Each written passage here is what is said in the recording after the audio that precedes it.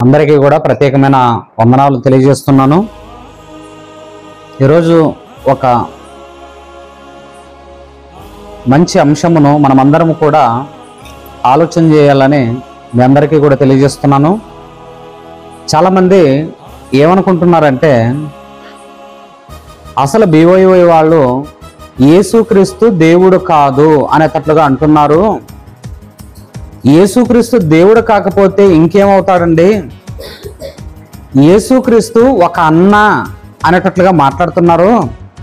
యేసుక్రీస్తు దేవుడే కాదనేటట్లుగా చాలామంది కూడా లోకంలో BYY వారి పైన మోపుతున్న అబండాలు. అసలు BYY వాళ్ళు ఎప్పుడూ కూడా యేసుక్రీస్తు దేవుడు కాదు అనేటట్లుగా ఎప్పుడూ కూడా చెప్పలేదు. ఆనాటి నుంచి మొదలుకొని నాటి వరకు కూడా యేసుక్రీస్తు దేవుడు కాదు అనే వాళ్ళతో వాదించటానికి మేము సిద్ధంగా ఉన్నాము. చాలామందితో కూడా వాదించాం కూడా. యేసుక్రీస్తు దేవుడు కాదన్న వాళ్ళతోనా, యేసుక్రీస్తు రక్షకుడు కాదన్న వాళ్ళతోనా, దేవుని కుమారుడు కాదు ఆయన దేవుడే అన్న వాళ్ళతోనా చాలామందితో కూడా వాదించాము. యేసుక్రీస్తు దేవుడు కాదు అనేటట్లుగా అంటున్న వాళ్ళకి మనం ఈరోజు ఈ పాఠాన్ని మనమందరం కూడా విందామండి.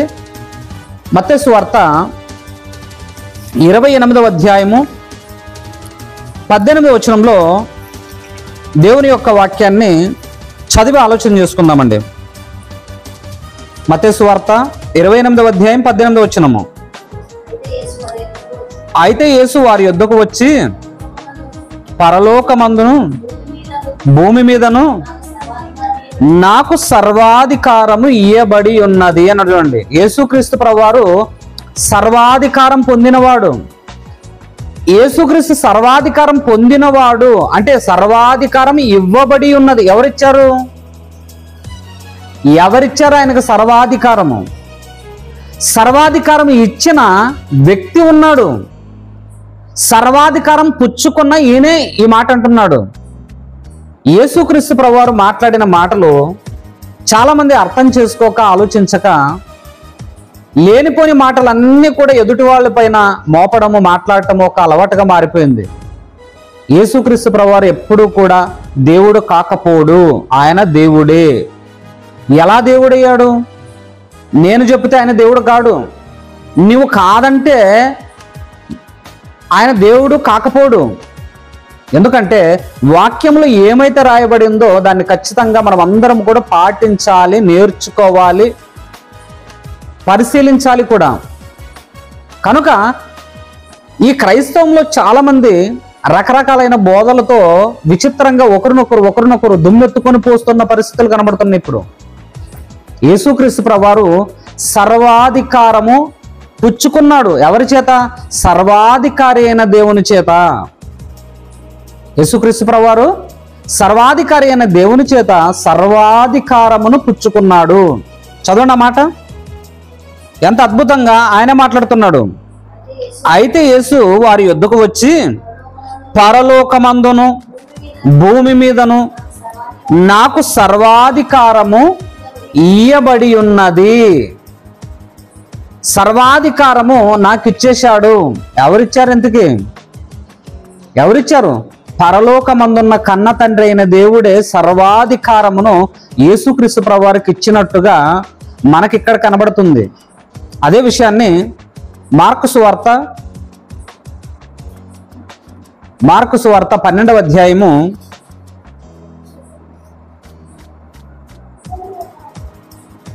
36వ వచనము ఏమంటున్నారు చూడండి. నేను నీ శత్రువులను నీకు పాదపీఠముగా ఉంచు వరకు నీవు నా కుడివైపున కూర్చుండమని ప్రభువు నా ప్రభువుతో చెప్పాను. ఎవరి ప్రభువు? ఒక ప్రభువు వచ్చేసి ఒక ప్రభువుతో చెప్పాడు. ఎవరి ప్రభువు? ఇద్దరు ప్రభువులు కనబడుతున్నారు. ప్రభువు నా ప్రభువుతో చెప్పను, నీ శత్రువులందరినీ కూడా నీ పాదముల క్రింద ఉంచు వరకు నీవు ముందు నా కుడి పార్శ్వమున కూర్చుండుము. ప్రభువు చెప్తున్నాడంటే ఈ ప్రభువుతో అంటే ఎంతమంది కనబడుతున్నారు మనకు ప్రభువులు? ఇద్దరు ప్రభువులు కనబడుతున్నారు.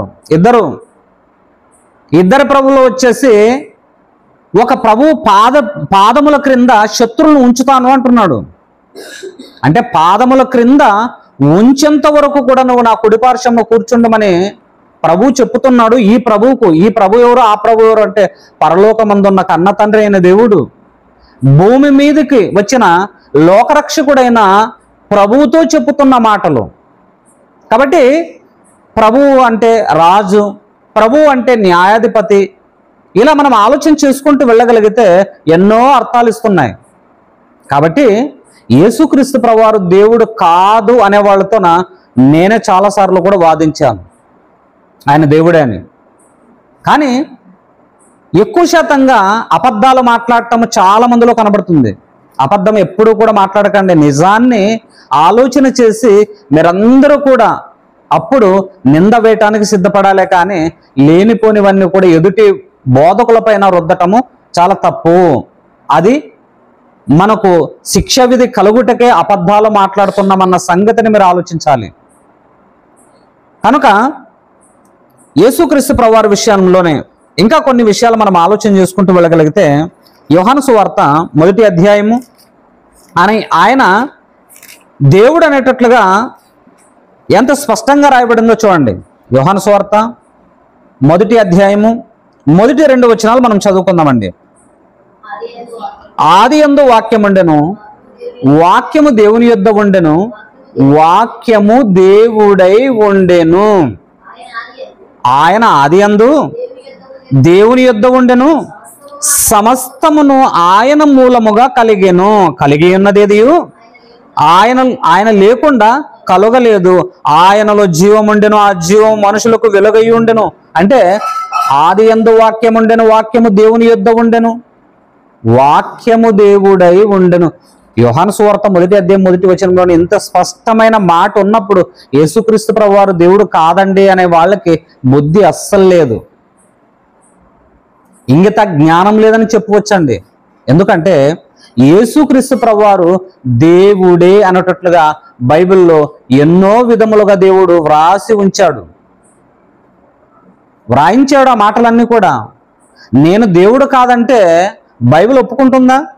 మనుషులు చెప్పిన మాటలనే చాలామంది కూడా నమ్ముతున్నారు, మనుషులు చెప్పిన మాటలనే చాలామంది కూడా వింటున్నారు. కానీ యేసుక్రీస్తు ప్రభువారు దేవుడు కాకపోడు. దేవుడే, ఆయన భక్తుడు, ఆయన శిష్యుడు. ఎవరు? తోమా గారు. ఆ విషయాన్ని కూడా చూస్తామండి. యోహాను సువార్త 20వ అధ్యాయము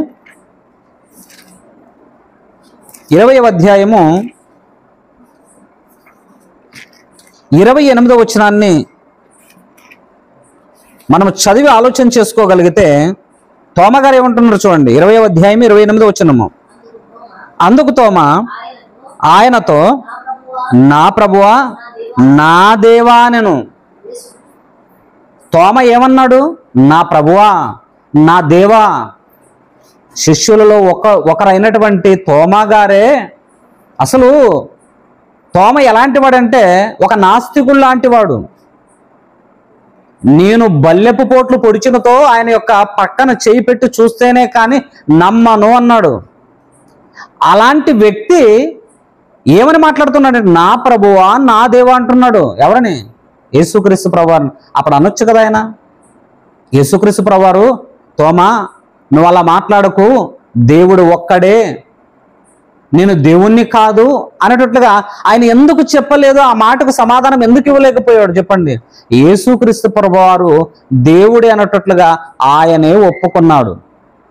తోమా గారు అన్నప్పుడు ఖచ్చితంగా అంటే ఆయనలో దైవత్వం లేకపోతే, దేవుడు కాకపోతే అలా అనకూడదు, లేనిపోని మాటలన్నీ మాట్లాడకూడదు అనేటట్లుగా అనాలి. కానీ సమర్థించుకుంటున్నాడంటే,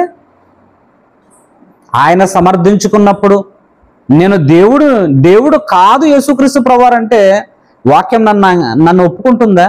సమాజం నన్ను ఒప్పుకుంటుందా చెప్పండి? దేవుడు కాదు అనే వాళ్ళతోన వాదోపవాదాలు చేసి వారిని ఓడించిన పరిస్థితులు కూడా ఉన్నాయి. అందుకే దేవుని కుమారుడైన దేవుడు ఎవరు? దేవుని కుమారుడైన దేవుడు. ఆ విషయాన్ని కూడా మత్తయి సువార్త 3వ అధ్యాయము 17వ వచనము. మత్తయి సువార్త 3వ అధ్యాయం 17వ వచనము చూడండి. మరియు ఇదిగో ఈయనే నా ప్రియ కుమారుడు, ఈయన యందు నేను ఆనందించుచున్నాను. ఏమన్నాడు? ఈయనే నా ప్రియ కుమారుడు. యేసుక్రీస్తు ప్రభువారు పరలోకపు తండ్రికి కుమారుడే. కుమారుడని రాయబడింది, అలాగే దేవుడని కూడా వ్రాయబడింది. అది యోహాను సువార్త 20వ అధ్యాయము 31వ వచనము.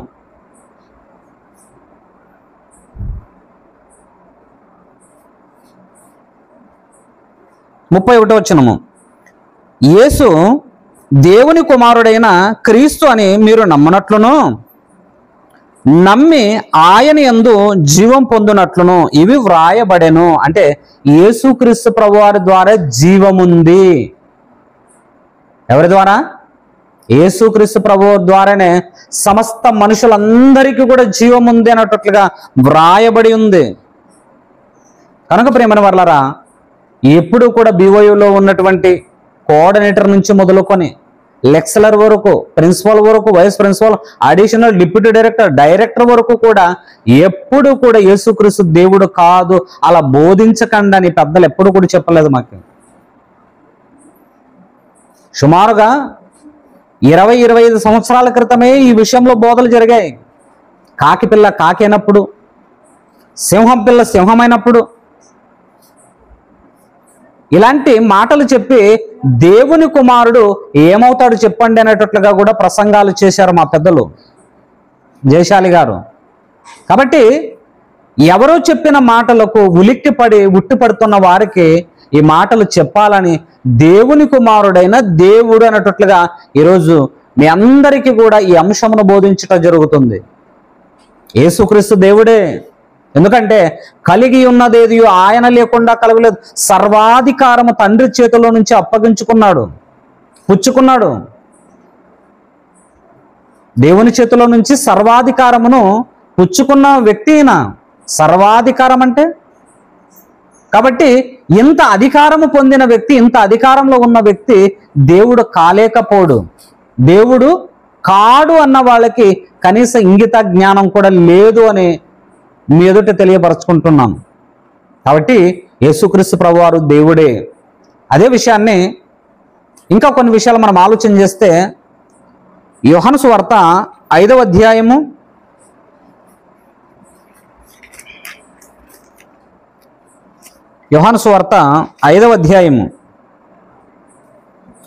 23వ వచనము 22 నుంచి చదువుకుందామండి. తండ్రి ఎవనికిని తీర్పు తీర్చడు గాని తండ్రిని గణపరచునట్లుగా అందరూ కుమారుణ్ణి గణపరచవలనని తీర్పు తీర్చుటకు సర్వాధికారము కుమారునికి అప్పగింపబడి ఉన్నది. ఏమంట? సర్వాధికారం. తండ్రిని ఎలాగైతే గణపరుస్తున్నారో, తండ్రిని గణపరిచినట్లుగా కుమారుని కూడా గణపరుచుడి. ఎందుకంటే తండ్రి చేత సర్వాధికారము అప్పగింపబడి ఉన్నది. యేసుక్రీస్తు ప్రభువారు ఎప్పుడు కూడా ఏనాడు కూడా ఆయన తూచా తప్పి మాట్లాడిన వ్యక్తి కాదు. కాబట్టి ఆయన యేసుక్రీస్తు ప్రభువారు సాక్షాత్తు దేవుడే. సాక్షాత్తు ఆయన కూడా. ఎందుకంటే తండ్రి సమస్తమునకు కూడా అధికారాన్ని ఇచ్చాడు. తండ్రి ఎలాగైతే నిత్య జీవం కలిగిన వాడై ఉన్నాడో, కుమారుడు కూడా నిత్య జీవం కలిగిన వాడై ఉండుటకు ఆదియు అంతమునై ఉండునట్లు క్రీస్తును నియమించుకున్నాడు, క్రీస్తును కన్నాడు. యేసుక్రీస్తు ప్రభువారు పుట్టినవాడు కాదండి, తండ్రితో పాటు నిత్యము ఉన్నవాడు అన్నట్లుగా చాలా మంది కూడా మాట్లాడతారు. నిత్యము కూడా తండ్రితో ఉన్నవాడు, ఆయన పుట్టినవాడు కాదు అన్నట్లుగా చాలా మంది మాట్లాడటం మనం వింటుంటాము. సమస్త మనుషులందరికీ కూడా కన్న తండ్రి అయిన దేవుడు పరలోకమందున్నాడు. యేసుక్రీస్తు ప్రభువారు కూడా అదే మాట అంటున్నాడు, నేను జ్యేష్ఠుడు. జ్యేష్ఠుడు అంటే అర్థం ఏంటి? పుట్టినవాడనా లేకపోతే ఉన్నవాడనా? ఉన్నవానిగా అధికారమును, ఉన్నవానిగా సర్వ హక్కులను దేవుడు క్రీస్తు వారికి అప్పగించాడు. చదవండి ఆ మాట. 23వ వచనము 5వ అధ్యాయము 22 నుంచి, తండ్రి ఎవనికిని తీర్పు తీర్చుడు గాని తండ్రిని గణపరచునట్లుగా అందరూ కుమారుణ్ణి గణపరచవలనని తీర్పు తీర్చుటకు సర్వాధికారము కుమారునికి అప్పగింపబడి ఉన్నది. అప్పగించుకున్నాడు, అప్పగించేశాడు. సర్వాధికారం అంటే ఇక ఆయనలో తండ్రి అయిన దేవుడు ఎలాగైతే ఉన్నవాడై ఉన్నాడో, మరణము లేనివాడై ఉన్నాడు, యేసుక్రీస్తు ప్రభువారికి కూడా అదే విధముగానే ఇంకా నిత్యము కూడా సర్వాధికారం కలిగిన వాడై ఉండుటకు అధికారమునిచ్చినట్లుగా ఇక్కడ కనబడుతుంది. కాబట్టి ప్రేమ వర్లరా, ఎవరో చెప్పిన మాటలు వినక సత్యమేదో గ్రహించవలనని మీ అందరికీ కూడా తెలియజేస్తున్నాను. నిజాన్ని తెలుసుకోండి. ఏది నిజమైన బోధ? అసలు చాలామంది బైబిల్ చదవలేకనే, బైబిల్ సరిగా వినలేకనే పొరపడుచున్నారు. తమ యొక్క శిక్షకు వారే పాత్రలైపోతున్నారు. ఎప్పుడైనా కానీ వాక్యమును పరిశీలించండి.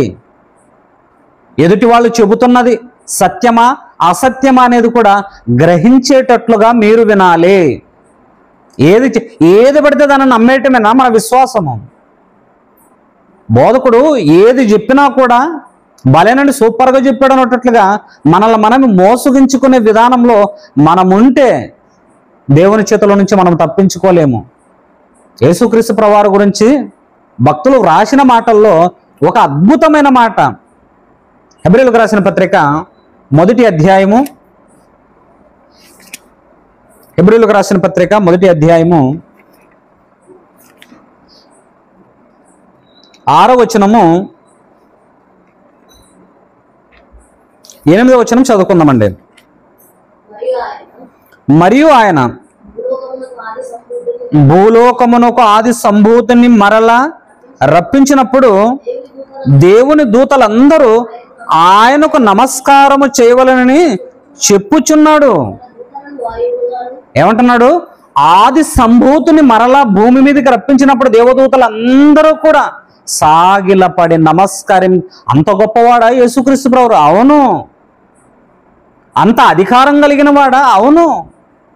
యేసుక్రీస్తు ద్వారానే పరమ తండ్రికి శాంతి సమాధానము. యేసుక్రీస్తు ప్రభువు ద్వారానే మానవాళందరికీ కూడా రక్షణ.